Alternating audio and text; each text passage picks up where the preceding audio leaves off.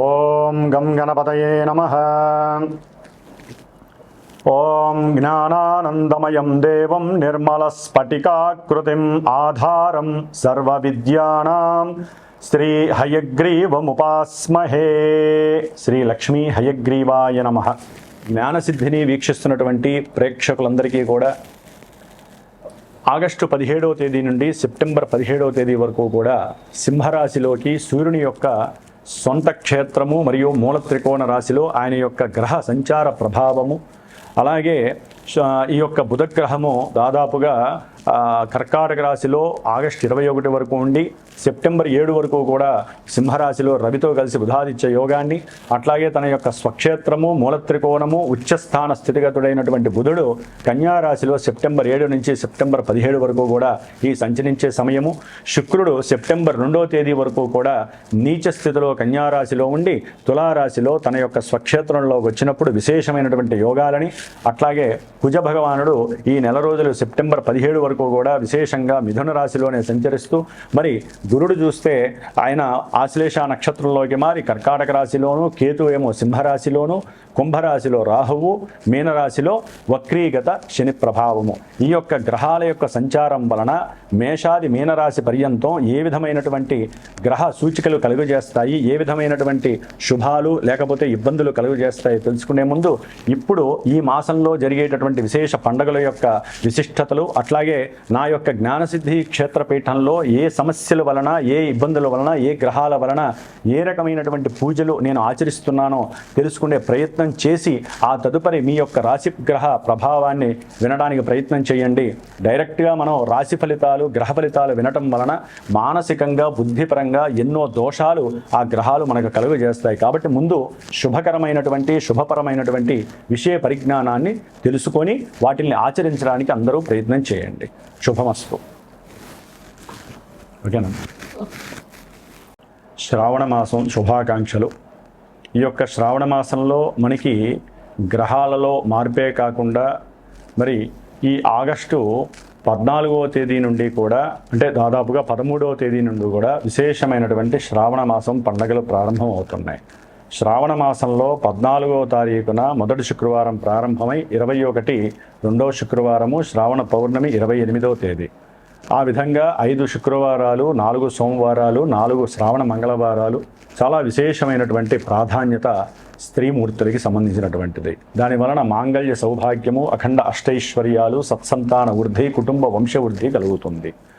అట్లాగే మనకి 17వ తేదీన 17వ తేదీన నాగపంచమి, గరుడ పంచమి, అలాగే విశేషముగా సూర్యుడి యొక్క సంక్రమణం సింహరాశిలోకి జరగబోతోంది. అంటే తన ఇంట్లోకి తన యొక్క స్వక్షేత్రము మూల త్రికోణ రాశి అయినటువంటి సింహరాశిలోకి సూర్య భగవానుడు సాక్షాత్తు శ్రావణ మాసానికి ఆయనే అధిష్టాన దేవత.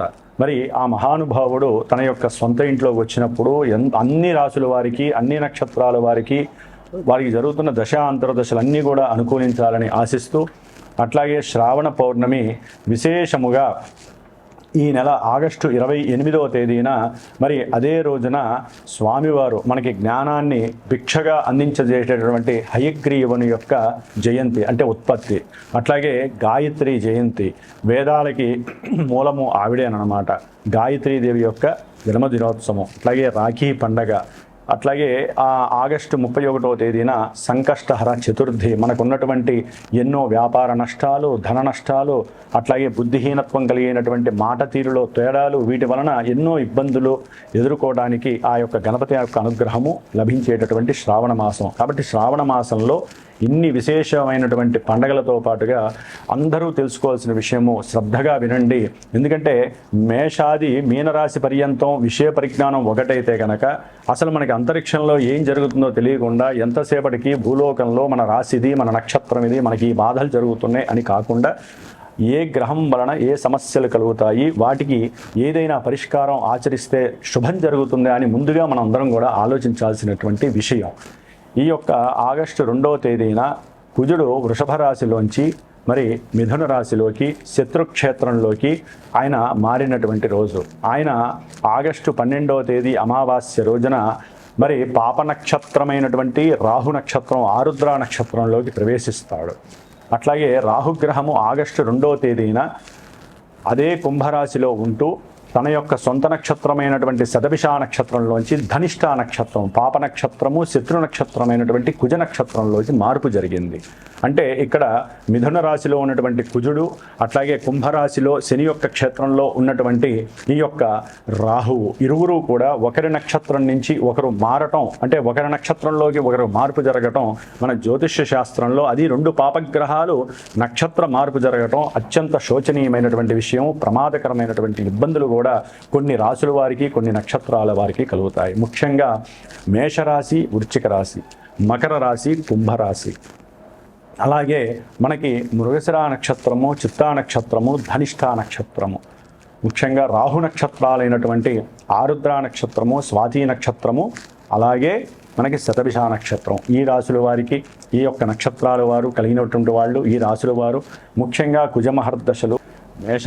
మేషరాశి వారికి ఈ మాసము ఆగస్టు 15 నుంచి సెప్టెంబర్ 17 వరకు సూర్యుడు ఈయన తన యొక్క రాశిలో ప్రవేశించి ఆయురారోగ్యాలని వృద్ధి చేస్తూ, ఉన్నతమైనటువంటి విశేష ప్రఖ్యాతి కలుగజేస్తూ, తండ్రితో మంచి ప్రేమని, అట్లాగే కొంతమందికి సంతానపరమైనటువంటి అనుకూలతల్ని కలుగజేస్తూ, వారికి ఉన్నటువంటి ఆలోచన, ప్రజ్ఞ, సమయము, సంస్కారము, విలక్షణమైనటువంటి లక్షణాలతో వారు తాము చేసే వృత్తిలో కానీ వ్యాపార దక్షతను కానీ పుణికిపుచ్చుకునేటటువంటి సమయము. ఎందుకంటే దాదాపుగా ఇదే మాసంలో ఆగస్టు 21 నుంచి సెప్టెంబర్ 7 వరకు కూడా రవి, బుధులు 2 గ్రహాలు కలిసి ఉండటం వీరి యొక్క ఉద్యోగ పరిస్థితుల్లో కొన్ని ప్రయత్నాలు లోపం లేకుండా చేస్తే ఉద్యోగం అనేది ఉండటానికి అవకాశం ఉంటుంది.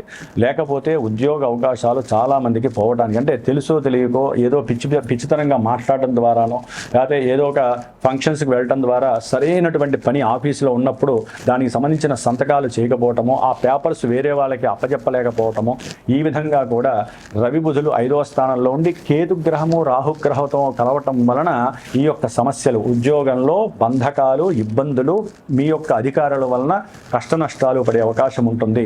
కొంతమంది స్త్రీలకి సంతానపరమైనటువంటి నష్టం కూడా కలగడానికి అవకాశం ఉంటుంది. గర్భవిచ్ఛిన్న దోషాలు జరగడానికి అవకాశం ఉంటుంది. జాగ్రత్తగా ఉండాలి.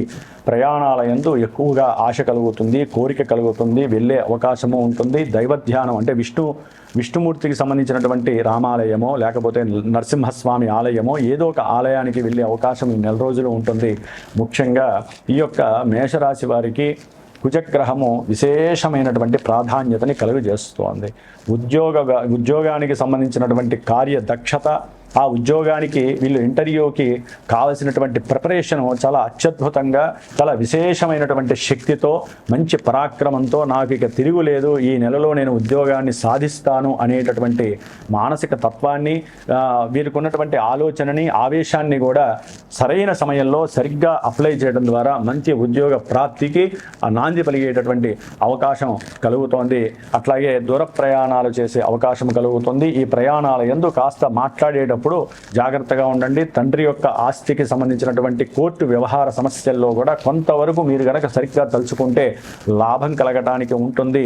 అట్లాగే జన్మజాతకంలో ఈ యొక్క గ్రహస్థితి, మీ యొక్క గ్రహస్థితికి అనుకూలంగా ఉంటేనే ఇవన్నీ జరుగుతాయి. ముఖ్యంగా ఈ యొక్క మేషరాశి వారికి వివాహకారకుడు, ధనకారకుడు, కుటుంబకారకుడైనటువంటి శుక్రుడు సౌఖ్యాన్ని ఇవ్వడానికి, వాహనాన్ని ఇవ్వడానికి, వాహనం మీద ప్రయాణాలు చేసినా ఏదైనా సరే ఈయన సెప్టెంబర్ 2 వరకు కూడా ఈ యొక్క మేషరాశి వారికి బాలేదు. ఎన్నో సమస్యలు, ఆర్థికపరమైనటువంటి సమస్యలు, కుటుంబంలో భార్యతో సమస్యలు, కుటుంబంలో తల్లితో సమస్యలు, ఆడవాళ్ళకి అత్తగారితో మామగారితో సమస్యలు, అట్లాగే ఈ యొక్క ఎవరైతే వివాహం చేసుకోవాలి అనుకుంటున్నారో ఆ వివాహము అక్కడ దాకా రావటం, శని యొక్క దృష్టి కూడా శుక్రుడి మీద పడడం ద్వారా తెలిసో తెలియకో వీరికున్న ఆర్థిక లాభం సరిగ్గా లేదనో, ఉద్యోగం సరిగ్గా లేదనో, ఉద్యోగంలో ఆర్థికంగా వీరు స్థిరపడలేదనో, వివాహాలు వెనక్కి వెళ్ళిపోవటం, వివాహానికి సంబంధించిన విపరీతమైనటువంటి కష్టాలు, వివాహం అయినటువంటి దంపతులు అతి తొందర కాలంలోనే, అంటే పెళ్ళైన తర్వాత ఇది కరెక్ట్గా విడిపోయేటటువంటి సమయం. చాలా జాగ్రత్తగా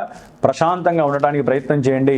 ఈ యొక్క శుక్ర భగవానుడు 6వ స్థానంలో ఉంటే కోర్టు వ్యవహారాదులు కంపల్సరీ జరుగుతాయి. భార్యాభర్తల మధ్య కానీ, వ్యాపార భాగస్వాముల మధ్య కానీ, కుటుంబంలో ఉన్నటువంటి వ్యక్తుల మధ్య కానీ కంపల్సరీ జరుగుతాయి. ఎందుకంటే ఇక్కడ కుజగ్రహము శుక్రుని చూస్తూ 4వ దృష్టితో, శనిగ్రహము వక్రించి శుక్రగ్రహాన్ని చూస్తోంది. కాబట్టి చేసేటటువంటి వృత్తి ఉద్యోగ వ్యాపారాదుల్లో కూడా మీరు అనుకున్నది జరగకపోయినా, లేకపోతే స్త్రీ యొక్క కలయిక వలన కావచ్చు, అంటే ఎవరో ఒకళ్ళు అకస్మాత్తుగా ఒక స్త్రీ రూపకంగా కలవటం, వారితో మీరు ఏదో విషయమైన కుటుంబ విషయాల్ని షేర్ చేసుకోవడం ద్వారా కుటుంబంలో కలహాలు కలగడానికి ఉంటుంది. స్త్రీయే కాదండి, పురుషులకి స్త్రీ, స్త్రీకి పురుషులు కూడా అయ్యేటటువంటి అవకాశం ఉంటుంది. కాబట్టి ఇక్కడ కొన్ని పాతకాలంలో చేసిన తప్పులు బయటకు వచ్చే అవకాశం ఉంటుంది. భార్యాభర్తల మధ్య అవి అన్ని సమస్యలుగా ఉండే అవకాశం ఉంటుంది.